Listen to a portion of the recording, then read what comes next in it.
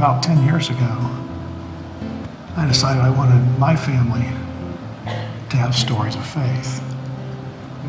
And so we started to write chapters in a book every time God was doing something kind of significant in our lives. And we've accumulated a number of chapters. And I finished the last chapter about a month ago. And it looks like it's going to be the final chapter that I'll get to write. And I've asked Angie to read a little bit from that chapter.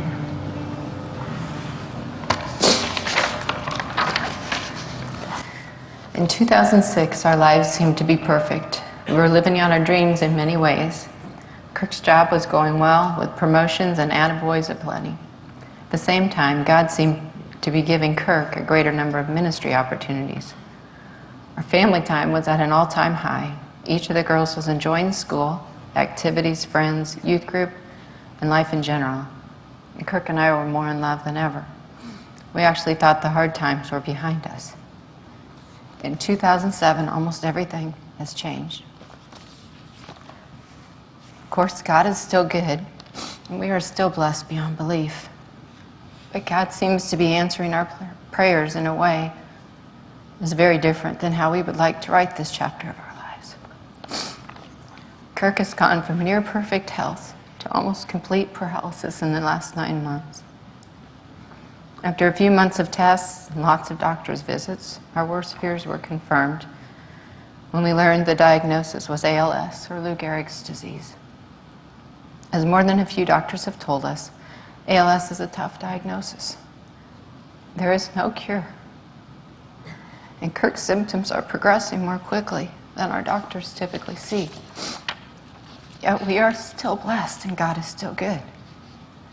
As Kirk's legs, lungs, and arms have lost their strength, we have discovered God's strength and the incredible care of countless friends and family.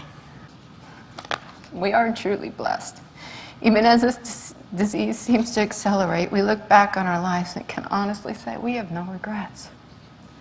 Kirk has led our family to fight the pull, to be too busy, which is my tendency. We've had a great 19 years of marriage. We have incredible kids who somehow are coping with this difficult road we are walking at the tender ages of 15, 13, and 10. We are especially proud of Danielle, Hannah, and Sarah's faith in the midst of this most difficult of trials. This week, as I put the girls to bed, I gave them a chance to ask questions about what's happening in our lives. Our youngest explained that she understood that Daddy's heart would stop at some point from ALS. And then she continued saying, "Mommy, we know you'll be here for us, and we'll be here for you too." Psalm 90 says we should number our days to gain a heart of wisdom. Most of us never heed this advice and act as if we will live forever. ALS gave us the gift of knowing that Kirk won't live forever, while giving us a little time to live well now. Kirk would give anything to be able to walk a different road, one that didn't bring so much pain into our lives, and he knows with greater faith than he has ever had before that this life is just a short time, a blip really, when compared to eternity.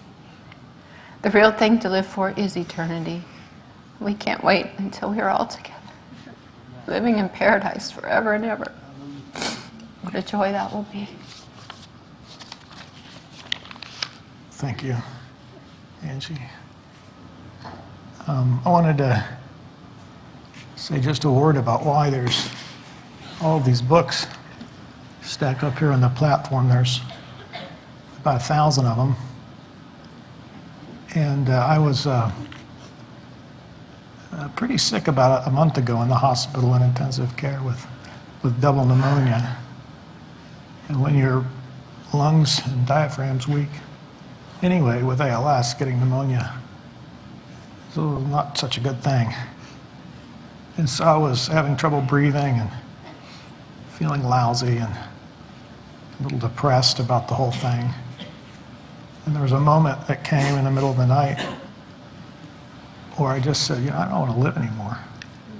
God, just take me. I never felt that way before. I haven't felt that way since. And it was just a little while later that I really felt God say to me, when your work is done, I'll take you. Not before and not after.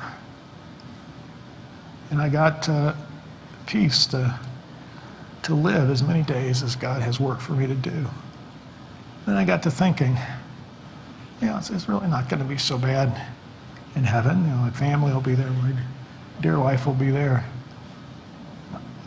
friends, and small group, and that'll be terrific. As I thought more, there's a lot of people that I interact with at work, and clients and neighbors, and I'm not going to see them again. And if I had died that night, it's possible those people would die without having heard the good news.